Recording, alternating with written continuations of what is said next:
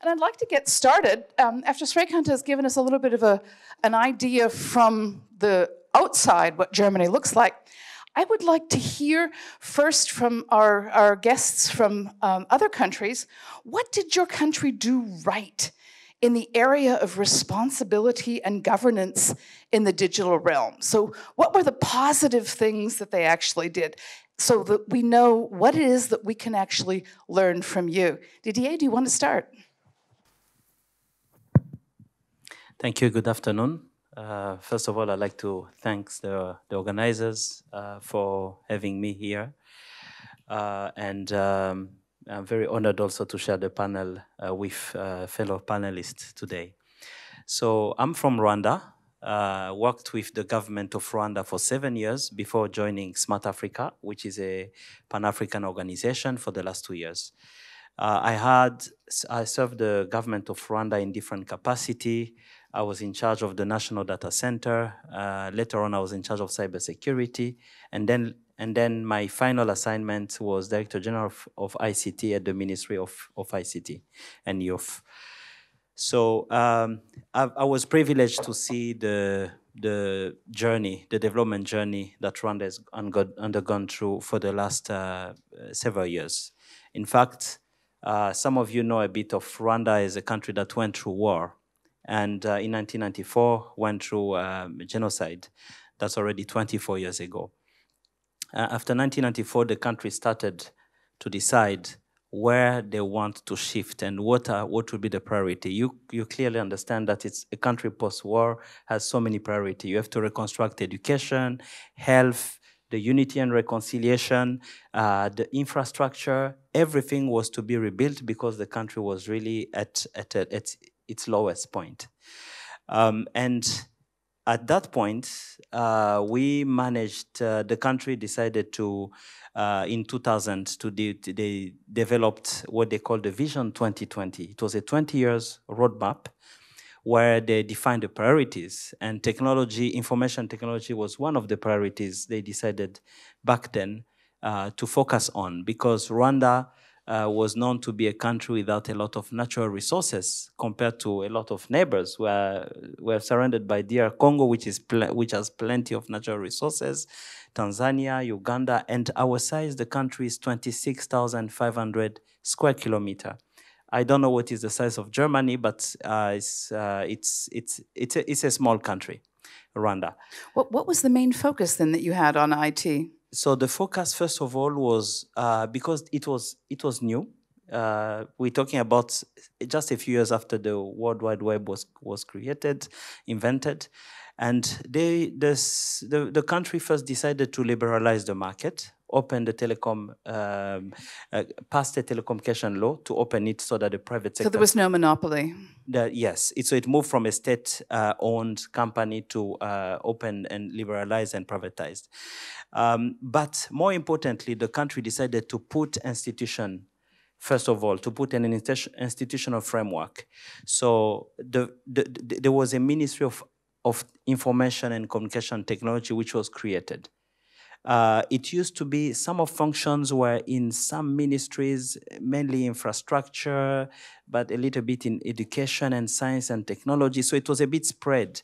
And they decided to create first one ministry which will be responsible for everything related to driving the information technology journey for Rwanda. That's great. But because the ministry cannot do the implementation, in Rwanda, ministry define policy and also the strategy.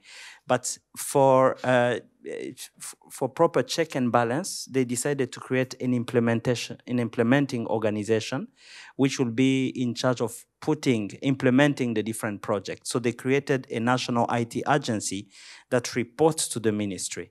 So the national IT agency was given the mandate to coordinate everything that is related to implementation of all these initiatives, but also coordinate with the different organizations in the country, like a central point for responsible for implementing. Okay, great. Those were very important decisions because it really helped to drive all the major IT initiative and also stronger accountability and also ownership of all the program for the country.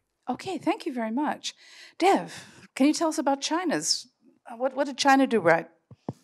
Great. Thank you, Debora. And thank you, everyone. I'm really happy to be here in Berlin and to learn from all of you and also share some of the developments. So in a sense, I do wear two hats. I'm from India and for the last few years, spending a lot of time in mainland, doing a lot of research on the development of the technology industry and the technology space in China.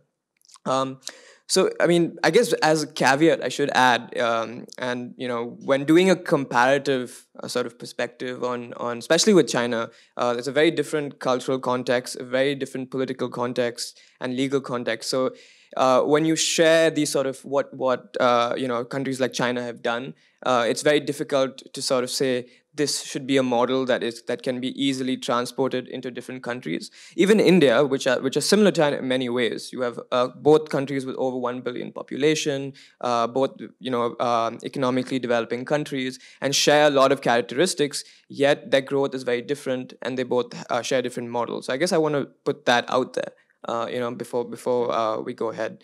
But yeah, so China has in the last 5-6 years, as we all know and read, has really leaped forward in its sort of grasp of technology.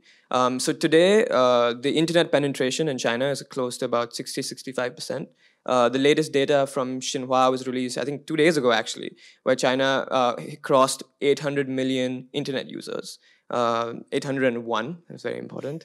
And India is also not so far behind, although still around 25-30%. And these growth figures have been astonishingly fast. So I remember when I went to China in 2012, there was Gmail worked, Google search worked, Instagram worked. Most of the apps that most of us use outside China worked. But there was no apps within China. None of the sort of local companies, with the exception of companies like Baidu and Alibaba. You fast forward that about 3-4 years later, and there was an immense transformation. For one, is none of these apps worked. But you had now a plethora of apps across various industries, whether it's e-commerce, whether it's food delivery, whether it's beautification apps, whether it's literally every vertical. You had a huge sort of opening up and a huge number of startups who are all coming up, and then all grown up now to either IPO, either in Hong Kong or the US, and they've now sort of and many of them are unicorns as well right now. But they're all behind the Great Firewall. They are behind the Great Firewall, and and living in China, you always are sort of switching your VPN on and off to access both apps. But really, the big difference and what this has done is create a gigantic amount of data. Data that these companies have gathered through whether it's your financial habits, whether it's your eating habits, whether it's what you post on social media. The amount of life that exists in digital life today on these apps is uncomparable to most other parts. And so because of this huge creation of data has then now led to this AI sort of revolution, because data, as we all know, is the core, is the fuel for the sort of rocket jets that are the algorithms, and the quality of data and the quantity of data are both crucial elements. And so what China has been able to do in the last few years has largely been fueled by this rise of internet population, the amount of data that is now consumed. Whether it's China has 67% of all the ride sharing. So I think there are mobikes available in Berlin. I've seen them around. So in China it's Ofo Mobike, but it's a Chinese company, and they have 67% of daily of the ride sharing apps consumption is in China.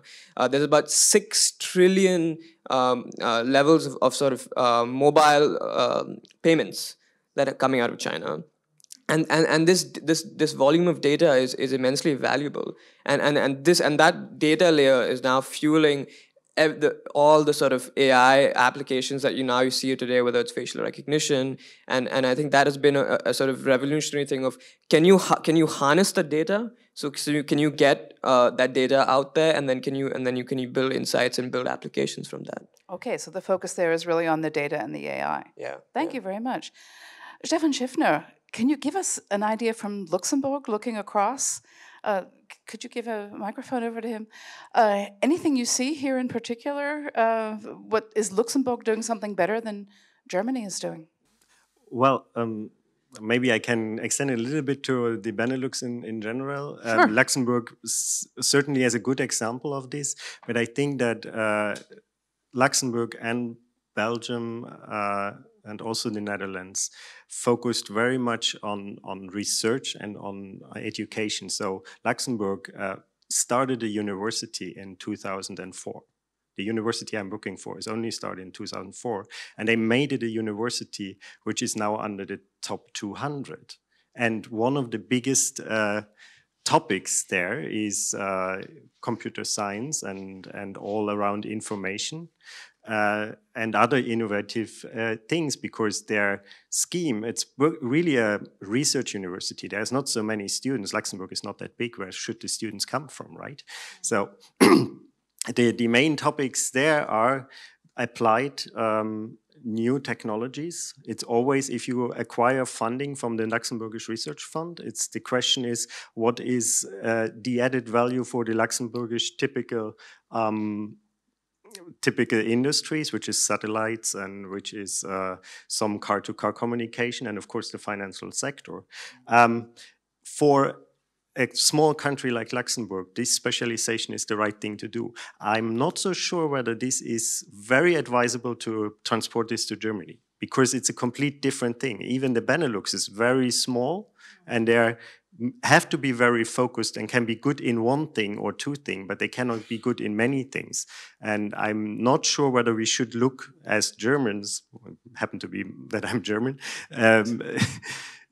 to their model. But yeah. Okay, but you also have. But the education focus is probably right, independent whether you make a focus or not. Okay, and you have all the extra tax money coming in from companies that do their work in Europe and tax in Luxembourg. Okay. Okay. Wolfgang Schulz, could you give us a perspective from the educational point of view inside of Germany here? What is it that we can learn from these other countries? And is it possible that we can make this great leap forward here in Germany? I think we can learn a lot, and I found the keynote speaker really spot on, I must say, because he made some very, very good points. And when I come to regulation, for example, that you need completely independent regulators that make sure that technologies are really implemented and that not the incumbent uses its power and the state puts maybe pressure on the system to make things happen that are not technology really advanced. That is a issue in Germany, and so he was completely right in assuming that. Another thing he pointed to was correct as well, but I think it's changing. That is this general culture in Germany saying that we need all legal problems to be solved and then we start innovating. But I think that's changing. The sector I look into a little, legal tech, for example, there are a lot of startup companies just doing things and trying them out, and in parallel they try to influence regulation to make it legal what they are actually doing, or at least have it on a very solid basis. And I think that's a good approach to try things out and do not wait for the regulators and the lawmakers to have solved all the problems. I think that's something extremely important as well. So for Germans to learn to do first and ask for permission later is a really important step. Yeah. I think if you put it that way, as a lawyer, I have to have my doubts, of course, and I have to have my doubts. But in principle, yes. And we are thinking in legal theory and already practice about things like sandboxing, for example, that you have some fields where you allow experimenting with things with a different legal framework. and learn from that. Experimental legislation, for example, and things like that. We have to use more of these techniques to make innovation possible and at the same time protect things like privacy and what is dear to us and the values. But I think that has to go in parallel, and we have to do it, I think, in dialogue with the international community. I think it's an interesting document if you look into the AI strategy of the federal government or the draft of the AI strategy, but I find an extremely interesting document where you can see that Germany wants to build AI made in Germany. So the old claim is there. I'm not so sure what that actually is, but German values and European values should be embedded into that. That at first glance sounds great, but why should someone in India buy something with European values in it?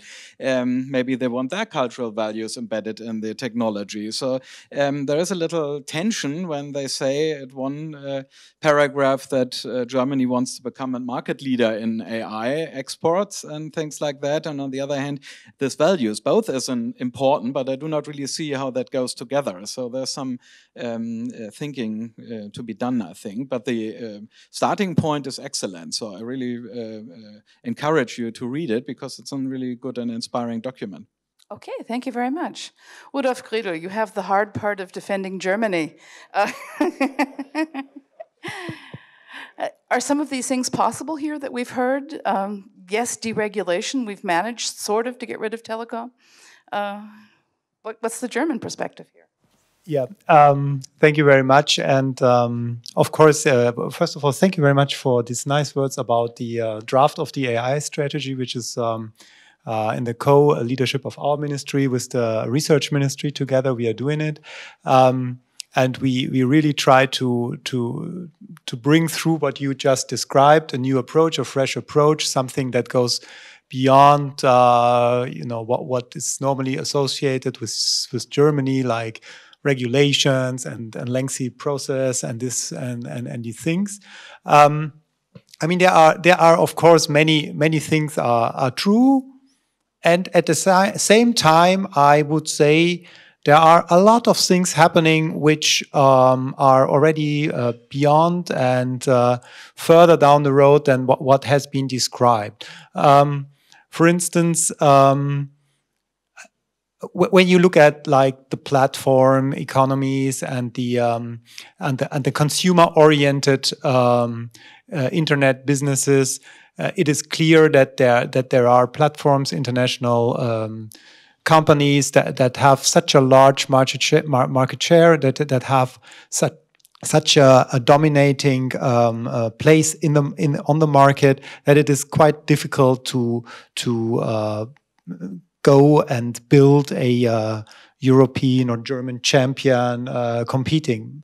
But there are, and it has been mentioned in the first keynote, there are things like Industry 4.0, or let's say industry, where Germany still is leading. And one of the reasons why there has perhaps not been such a focus and such a large digital impetus on the German economy over the last decades has, of course, been that there has been no real pressure. I mean, we had tremendous growth rates. The German companies are all very, very well off. They are selling their products as of now all over the world with large benefits. So the pressure of like having a country like Rwanda to rebuild it after the war, or like China, like billions of people, bringing them out of poverty. We did not have this economic pressure of changing everything and improve and making a completely new economy, because it has been very well functioning. So now, of course, people are realizing this is not something which is going to last forever. With a little delay, but it's coming. And I think if you look at what the industry is doing, the German industry is doing, you have companies like Bosch. They are filing more IT-related patents per year than, I mean, Google or Facebook or Siemens. Patent's a good thing. Patents is a very good thing. Not in software, I don't think. Yeah, but yeah, okay. We can think about it. We can discuss about this. No, it means, okay, you can discuss about, but it shows that there is innovation, that there is a strategy behind it, and of course, now we as a government, we have to think also about what is the role of the government in all of this, because we still are coming from a philosophy, and I think it is the right philosophy still, that science, the economy, researchers, they are basically the ones who have to push this development forward. The government's role is to provide the framework, to provide the infrastructure, to a certain extent where the market does not work. And there we have, as you all know, now a plan of giving 12 billion euros as a state funding for fiber optic cables to rural areas where under market conditions there would be no incentive to go there. And what we are witnessing is something which has nothing to do with digitalization. The German construction industry, their books are full of orders. And you can give them 12 billion or 200 billion. They say, okay, we do not have the capacity to go and dig somewhere a new fiber optic cable. Why didn't we do this 15 years ago? There was no pressure. There was no, I mean, we have, and it has been, the vectoring technology has been mentioned. I would say up to now, it was fine to have copper cables with. No. Yes, it was. Okay, I wasn't happy, but maybe I'm weird. You were not. I mean, you are the digital community, but if you look, I mean, more or less around the German economy, there was no need, there was no urge, there was not people were not knocking on our doors saying, we need the fiber optic cable. I mean, there were some, yeah, you were. I was knocking pretty loud. Yes, you were. But now you have to, if you look at from, I mean, really, if you go to the DIHK, to the Association of the Mittelstand, to the BDI, it starts, but it is not something that has been, the main issue. This was like open up markets somewhere in the Arab world, bring our factories, our investments to China. These were the issues where we had a lot and huge lobbying, not so much on it. I mean, it changed. It changed already some years ago. You've said one of the right words, lobbying, but Dave, you've grabbed a microphone. Jump in. I don't mean to wade on this this clearly very popular provocation, but I want to make two comments actually on Dr. Wolfgang's comments about sandboxing, and then move on actually the question you asked about the role of the government. Yeah. So actually, yeah, it's on. Yeah, can you all hear me? Yeah. So sandboxing is actually a really great way to actually experiment with laws as these technologies evolve. And in China, we've seen that in about 2-3 big areas, I think. One is P2P financing. So P2P financing grew really, again, out of nowhere in 2012, 2013, because you had banks that are not geared to lend to private individuals or to small businesses. So you had Jack Ma and Alibaba that came and said, if the banks will not change, we will make them change. And he started his own P2P money market schemes, and that then blew out and hundreds followed through. And all of this grew where you had billions of renminbi going into these funds, and no laws, no regulatory schemes to manage risk, to insurance policies, nothing. And so in the last 2 years, actually, they've put in place a lot of these sandboxing measures in certain cities where they're trying to mitigate risk, trying to create insurance policies for the borrowers and things like this. Second, another one is the very popular social credit rating system, they've actually handed out 12 pilot cities. These are small towns in China where they're trying out creating some sort of a social credit system which varies from city to city. It's not identical. Each city is sort of trying to develop its own. But these are not Shanghai, these are not Beijing. These are smaller towns, what would be tier 2, tier 3 in smaller provinces, where they're experimenting to see how does it work if driving violators are debited 50 points, and people who graduate university are then get these credit points, and a sort of gamification model, really. And so this is happening in these small cities, these pilot cities. And then the idea is, what can we learn? What does the data tell us? What's the feedback? Because, if there's a lot of negative feedback, as there sometimes is, the government is not going to be willing to take that risk and put that across nationwide. So these sort of learnings are quite important, and then can be rolled in at a national level. And of course, China has been doing this ever since Deng Xiaoping's reforms in 78, right? He created the special economic zone in Shenzhen, which was all this idea of how does China experiment with opening its economy. Let's not open the entire economy with a click of a button. Let's create these zones in different parts. Let's learn from them. Let's mitigate risk, and then eventually gradually grow from that. So with technology, which is always moving so fast, I think and even a lawyer would admit that laws cannot play catch up. So let's create these sort of. So we can get rid of the laws. And the final point is also with autonomous driving.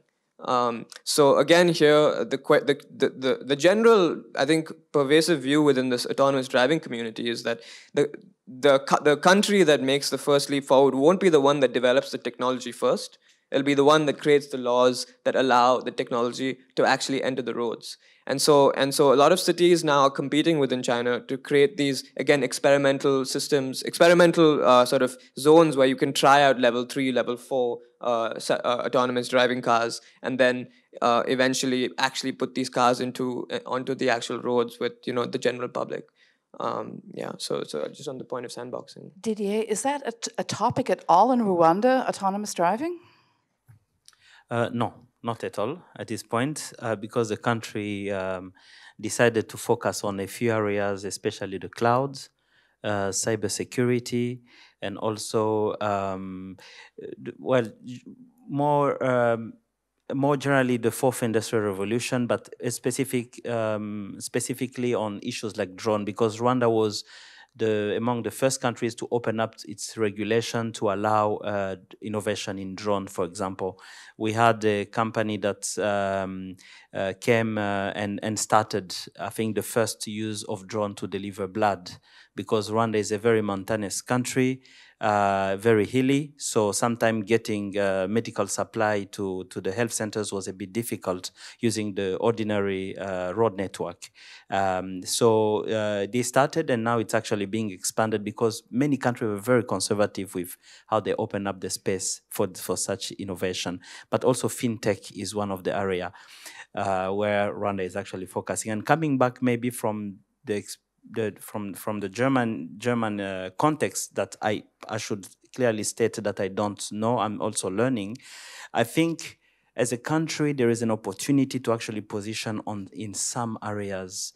The foundational question, foundation need to be addressed, of course: connectivity, broadband, proper internet governance, and all of that, and proper data protection and so on. But I think it's right now an opportunity also for many countries really to focus and to understand where we want to position, because it's a very dynamic field. Very soon, if you've not been able to position and to understand what are your area of priorities, trust me, there are countries which are not sleeping and are very, very aggressive. He was giving the example of China, but there are many more examples. I'm sure in India, you go to the US, there are a lot of areas where countries are now decided to put resources and focus. So it's a very dynamic field, and the more we are active, the more we'll be able actually to take leadership in some of these conversations. But you're able to do this because you do have some sort of centralization with IT policy. So Rudolf Gridl, centralization in Germany. How many ministries do we have that have to deal with IT in Germany? Okay, 5 or 6. Yeah. And we are a federal state. So we have all the I regions. know we're a federal state, with but all the regions, they all have their digital ministry or ministries. So that is true, and it has been a discussion for this government, but even before, do we need to centralize digitalization in a digital ministry for digital affairs? There has been a lot of discussion going on also this time. Finally, yes, we have at least, I would say, 4 to 5 ministries, like our ministry, the Interior Ministry, the Justice Ministry, the Labor Ministry, and the Research Ministry. Then comes the Federal Chancellery with the Digital State Secretary, Ms. Beer, and Helge Braun, who is the minister in charge of the Chancellery, who has the job to coordinate all of this. So we have a coordinating structure now. We have a new Directorate General in the Chancellery that is responsible for this coordination, which is very German as an approach. So because you have to respect a coalition government, so you have 2 parties or 3 parties. Each party wants to have its share in this very important field, which is digitalization. It's politics, and then it is not so quick and not so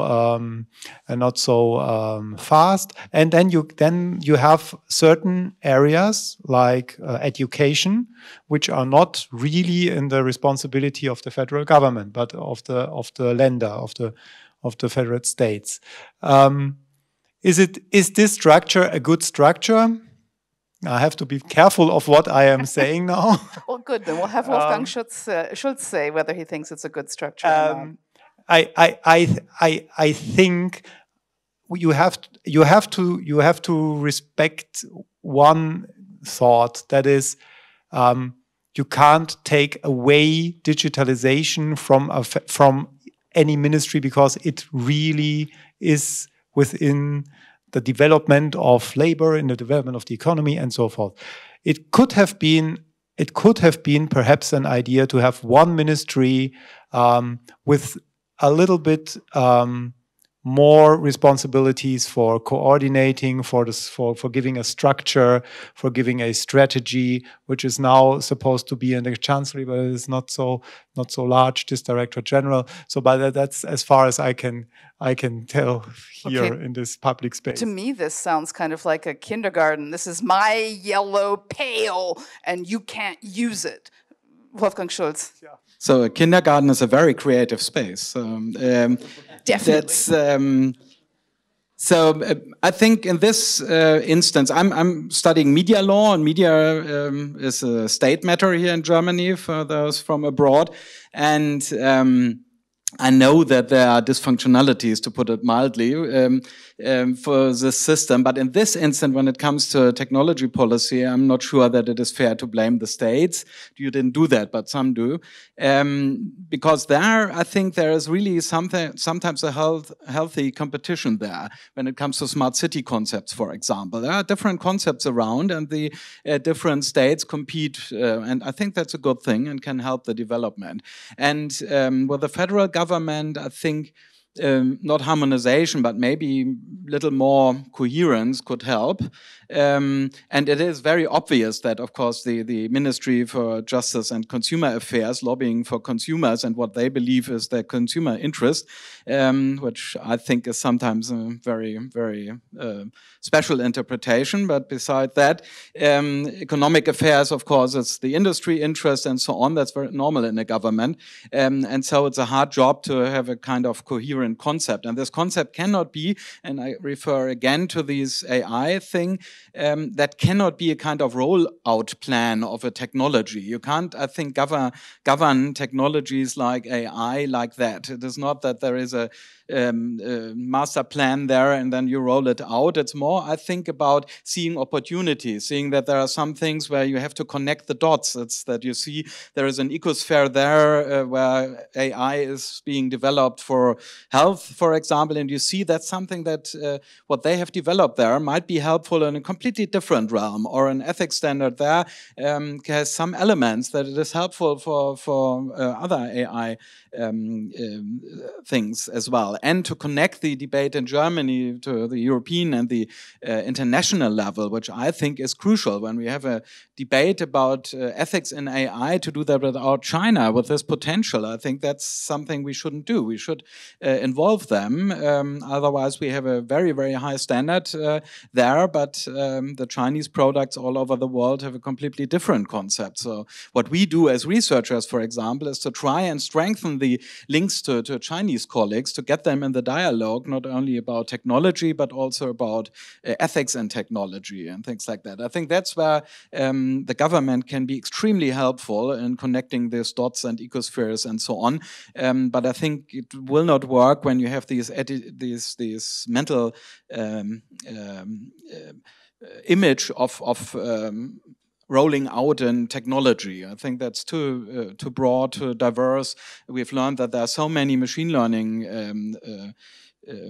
concepts are there competing for different purposes. I think it's not possible to have a strategy, just one strategy for that all, if it's not a strategy of coordinating or trying to make a very diverse ecosystem coherent and following human rights and rule of law and the basic principles we believe in.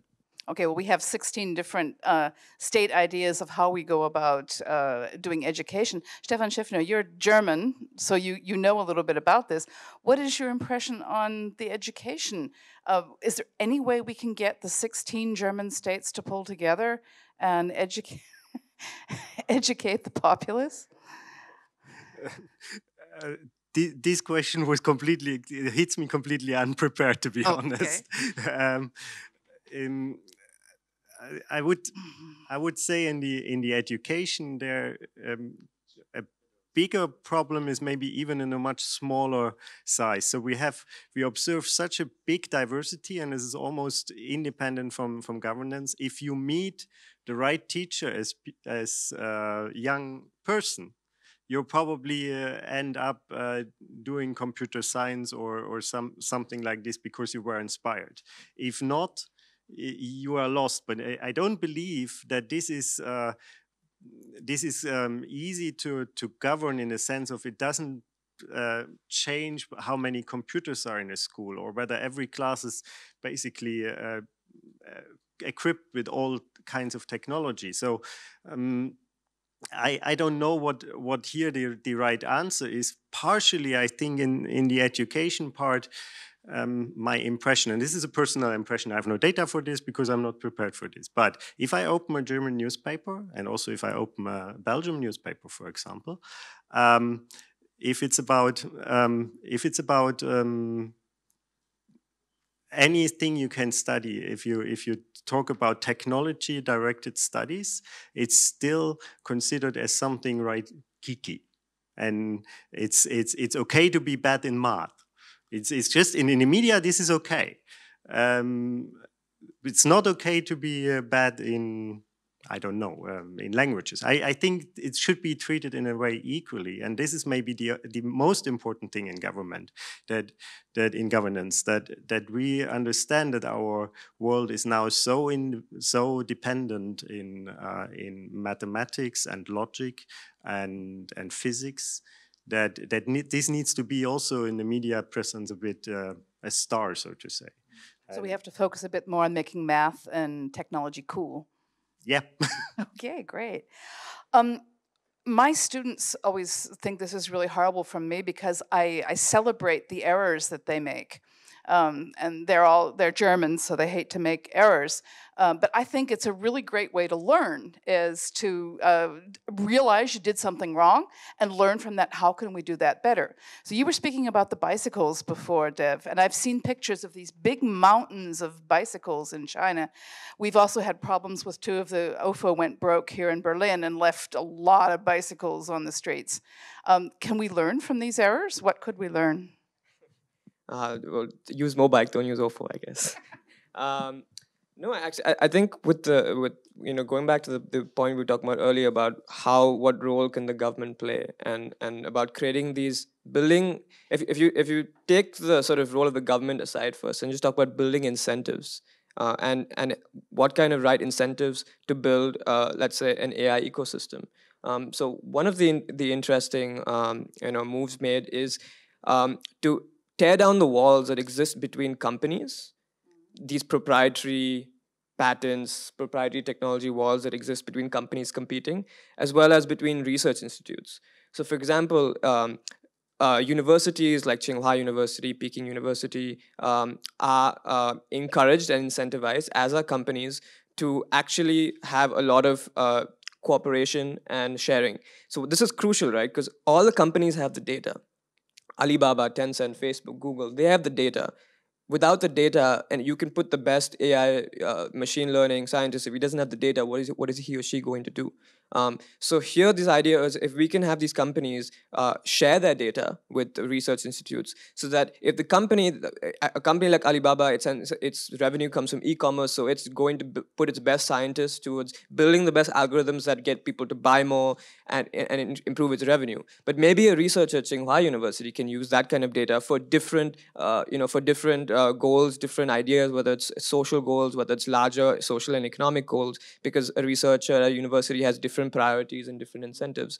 So I think removing these moats between companies and research institutes is quite key, and it's something that China is moving quite fast and quite ahead with, which even in Silicon Valley, I mean, the whole idea of you have talent leaving universities and moving to companies because without the data, they have nothing to do. Here they get to stay in the universities and pull on this data. And then a second point again on the role of let's say the state and how they can better manage the relationship with the ecosystem as well, especially companies. One of the biggest questions in the machine learning and the sort of AI space today is how do we understand algorithmic decision making and algorithmic governance? All these algorithms are deciding, what the price of your Uber is or what the price of whatever you pay is, but we don't get to see what's happening behind the scenes, behind the company. And it's a big question. Should companies open up the hood because what their products have larger social and economic implications? Now in China, that's happening. So there's a big company called ByteDance, and they have a news aggregation app called Toutiao. Now, I get there's some fundamental differences here which most people won't agree with, but the basic logic of it is sound. So Toutiao is a news aggregation app. They have 500 million monthly users, so it's massive. And if you have all these people reading and getting their news through this app, which, as you imagine, has a big impact. We're seeing fake news, we're seeing all these issues, and on all the apps that we use. Toutiao got in trouble, big time. Why? Because it was accused by the government, and this is in a People's Daily article, your algorithm does not love the country enough. So Trump has a similar problem. Yeah. So Toutiao was But told, algorithms can't love, can they? I don't know about that. But so Toutiao was given a strong sort of rap on the sheet. They were basically had to open up a lot of what they were doing to the government to say, okay, listen, now this was the government's priorities, and they have their own priorities with regards to what they want and thought they not to do or not to do. But the idea that this app has a larger social and economic impact, and maybe that company has a fiduciary duty to actually be accountable to the state, because the state can look at the broader picture. So I think these are sort of nice areas where you can see tests of this kind of algorithmic governance and what role the government can play. Didier, is there any one thing that Rwanda did wrong, a big mistake we could be learning from? Yes, so what we did at a certain point wrong was it was on this centralization and decentralization process. You need to strike the right balance. There was a point where we went through a reform. As the different ministry and priorities were changing, they tend to be a bit creating silos. Although there was a central organization, but the ministry started working on their own. Like you would have a e-health or e-agriculture strategy, but separately. But this was a bit corrected because in Rwanda, there is a strong accountability for everything which is being done and ownership. So at the cabinet, for example, the president will not ask anything related to e-health to the Minister of Health. He will ask it to the Minister of ICT. Although That's it's weird. e-health, for example. Yeah, why? It is actually to reinforce this coordination process, saying that although it's e-health, it needs to be done really strongly coordinated at the country level with the Minister of ICT. So it means that, for example, nothing can pass at the cabinet without all these key organizations being consulted and being on board.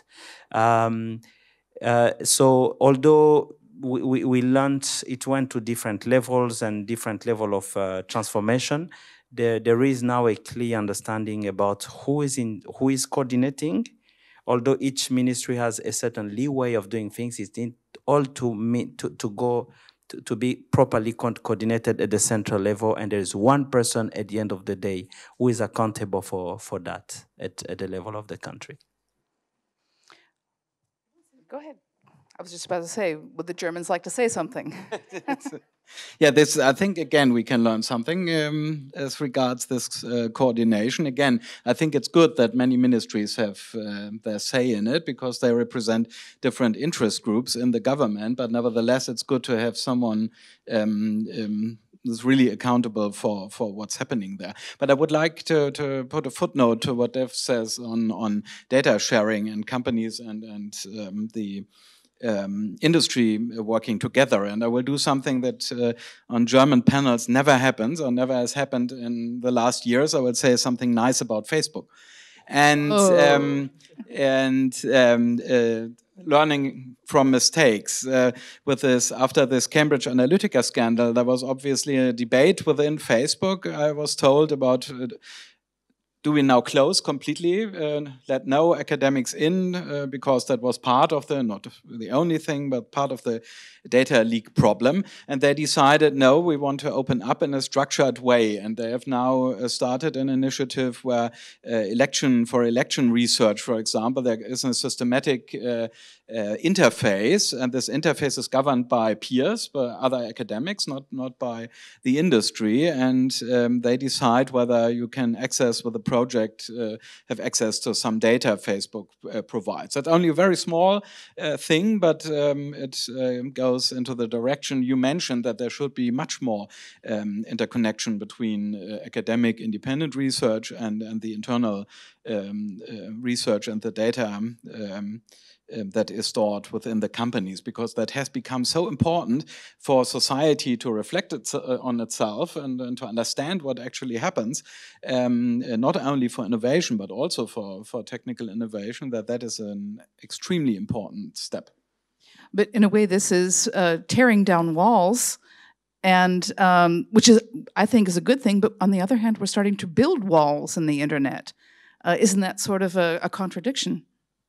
What are you referring to? Which walls? Well, there are so many. There are so many walls. Well, for example, even just the difference between Europe and the rest of the world, where we're setting up. If data processing is happening in Europe, it's different than when it's happening in the rest of the world. Yeah, that's extremely worrying. I would say that there is a kind of tendency with national governments to.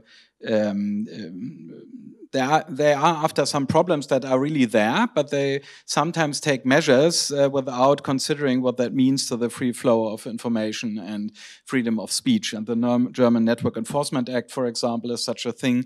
To some extent, it's the GDPR that has been mentioned already. In some respects, it's an interesting, innovative tool. In other respects, it's completely backward looking and an obstacle to innovation. You have to say that. It's and separating Europe partly from the rest of the world.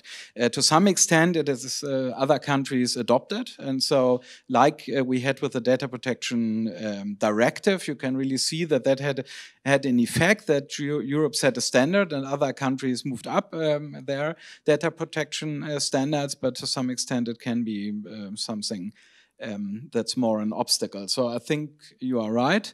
And it's our, I think, our task as governance researchers to come up with more intelligent ideas to deal with hate speech problems or things like that, so that governments do not have to pick on instruments that are so more dividing than making the exchange on the internet happen freely. Okay, and more comments from the others from Germany? Before we open up and see, maybe get a question or two from the audience. Maybe a short European comment, so as a former European official or former European civil servant. Well, sometimes I have more the impression that that there was too much of hope that the free market will solve it. So that, we cannot regulate information security. The market has to provide. They provide an insecure product, they provide a secure product, and the customer will decide for the secure product, which is of course not true. And what is for me always striking, and I give it as a question more than as an answer, is how does this happen that for example, for the car industry, there's absolutely no problem that security was regulated into cars. It costs money to have just a security belt. Today you have to buckle up. Today you cannot buy a car without an automatic braking assistance system. It's not allowed on European streets if it's new. So my big question is why we're actually not pushing more for these kind of regulations. Say, okay, if you want to be here on the market, you have to follow the European regulations. And I think this is what in the GDPR happened for a part, but sometimes. Yeah. I completely agree with these parts, but that are the parts where there is more system data protection, where it's about that you have objective standards and that have to be built in. But the whole thing of the consent-driven part, as has been said before in talks already, we all know that only works to a very, very limited extent. So I completely agree with it was about systematic data protection. These parts of the GDPR are very forward-looking. The others maybe not so far. Rudolf, Gridl, did you want to say something? Just one thought about this Chinese example of the government forcing this news provider of opening up their algorithm or their system of choosing the news. Okay, you can see it the way that you described it, like, okay, it's open now and transparent and so forth. But if you look at the motivation, why it has been done, and of the system in which it has been done, I think we have to be honest with ourselves. If two governments or regulatory entities like the EU are doing a similar thing, it is not necessarily the same. So if we in Germany are doing the Netzwerkdurchsetzungsgesetz in a democratic system with a controlled checks and balances, division of powers, with free media, it is definitely not the same as if you install such a system in an autocratic, not democratic, not free media state. So I would just, because it has been like again flagged as the worst or the bad example, we have to be honest with ourselves, and nobody says it because it is in diplomacy, it is not nice to say such things, but you have to step back and look at the system or the democratic or non-democratic organization of the state that you are looking at, and then you can judge about a measure and not just say it is a measure which is perhaps not very convenient, and it is the same like censorship in an autocratic state. It's not. Okay, thank you very much. Are there questions here? Yes. Stefan, do you want to help grab one of the microphones and give Geraldine a microphone? Thank you so much. My name is Geraldine de Bastian, and I just have maybe 2 comments to the last statement made, although there was so much wealth of things to be commented on already said. Isn't one of the problems with the Netzwerkdurchsetzungsgesetz that it transfers the responsibility into the realm of private sector entities like Facebook that are outside any kind of democratic control, and that being an issue per se? So that's a question back to you. And also, don't you think that that's also a very sort of precarious thing to say in a time where the AfD has overtaken the Social Democratic Party in Germany, and the CDU already signaled that they might be ready to coalition with them in some of our counties in Germany? So the question of like how safe the base of democracy is, I think, is something currently also debatable here. Do you want to answer that? Okay, the second question I don't know, but on the first question, I mean, the Netzwerkdurchsetzungsgesetz does not create any new penal infringements or any new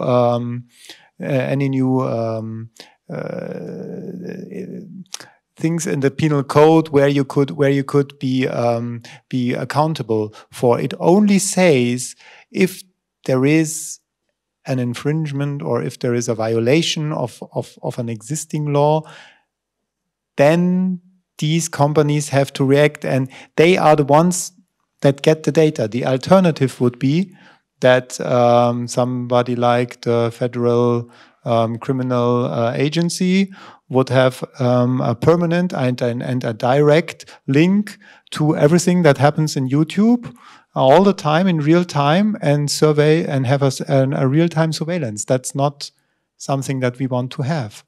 Are you going to watch the movie tonight? I have to take care of my little children. I'm really sorry. It's on the internet. It's on the internet? Okay. I will do. Where is it? On YouTube? YouTube, the in cleaners. the Mediathek, I think, of the ORF. No, it's on the ORF. Not yet. Okay.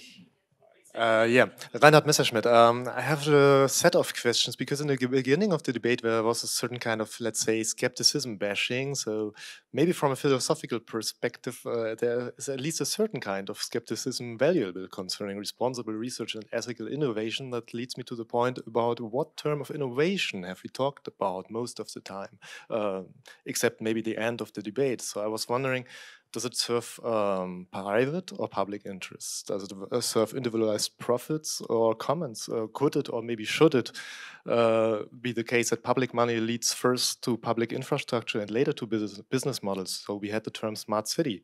For example, is a smart city in general a good thing, or should we maybe not ask the inhabitants first what means smart to them according to their local context and needs, and instead of letting IT companies define that driven by their business models? Okay, would someone like to comment on that?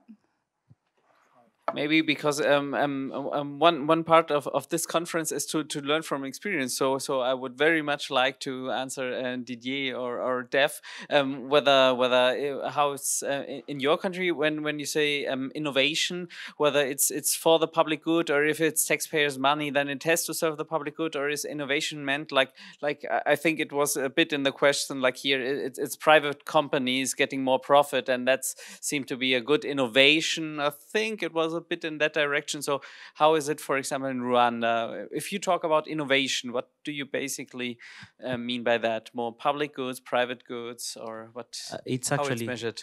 For Rwanda, it's actually for both. First of all, we have a quite nascent private sector, which is a different context from what Germany is. It's generally the government is very open with innovation, including changing its own way of working, assessing how it works, improving, but also allowing actually other people beyond the government to come and to test new technologies or new way of doing things. I was giving the example of drone. for blood delivery using drone. It was completely new. There was some resistance in the beginning because of safety issue, opening up the sky. But the government decided to do a sandbox type of regulation just to allow that, and it became a big success, and it's actually being replicated in other places. But also, because job creation is something that is very important for government. We have a very young population. There's been a lot of effort to create an innovation ecosystem to support young Rwandans to develop innovation, to create new ideas and to be funded and to adjust the regulations to support some of the innovation being created. So it's both encouraging the private sector, but also looking at how to improve a lot of things like service delivery from the government. There's a general an openness. Actually, it's quite a good time for a young Rwandan to be in Rwanda because they understand, they have a feeling of being understood and supported. I don't say it's perfect. There's some challenges. Sometimes there's some bureaucracy that happens, but it actually both ways, and it's happening. Okay, we have to be coming to a close here because we have to leave the building by 6:30, more or less. We have to close this at 6:15, so we have like 2 minutes left. And I'd like to have each of the podium persons, you've got maybe 20 seconds, 25 seconds, to tell me if you had one wish, what would you like to have better done about the digitalization in your country? What would it be? Dev, what would be yours? Tough one. I think to actually sort of half answer your question is to actually look at, we're building these amazing, powerful systems, facial recognition, natural language processing, voice recognition. Do we want to build products that, when that's applied into a context of e-commerce, applied to a context of healthcare, it's very different. Can we get the best talent working on problems that are really most important and pressing to society, whether it's healthcare, whether it's aging, whether it's urbanization, rather than to get more ad clicks, rather than to get more likes on Instagram? I think if we can get the best talent funneled into companies working on these problems, which I think are universal to most countries, I think that would be amazing. Can you pass the mic on, please? Thanks. I have a very selfish wish. I would love to have an environment in which we can do our interdisciplinary research in a way that we can contribute as much as possible to society. So interdisciplinary research is always in the programs, but it's still very hard to get that on the road. And that would be great to have the best opportunities to do that. Thanks. I have one. Well, I have there a wish which comes a bit from my past. I would like that, especially in politics, false comparisons stop a little bit on this, especially in the field of cryptography and the free use of it, because it's at the moment very often that the digital world somehow presents suddenly an easy solution which does not exist in reality, like. In this one example, for example, giving something like a search warrant in a digital world, which cannot exist in the equivalent. So we need to stop these kind of promises to the population to say we can do this, and then making a law that asks it and then realizing that we will fail because it cannot exist. So, okay. As a citizen and inhabitant of Berlin, I would wish to have much better e-government services. Thank you. Didier, your last word. For Rwanda, I think a strong focus on education, because it's on the long term, it's very, very important to have the right skills to support the economy and the growth, but also specifically on STEM. And we would like personally to see very young kids also to learn to code at a young age, and they can apply it to anything else, but that's a personal wish I'd like to see. Okay, I want to thank all of our panelists very much for coming here to speak with us. Let's give them all a big hand. Thank you.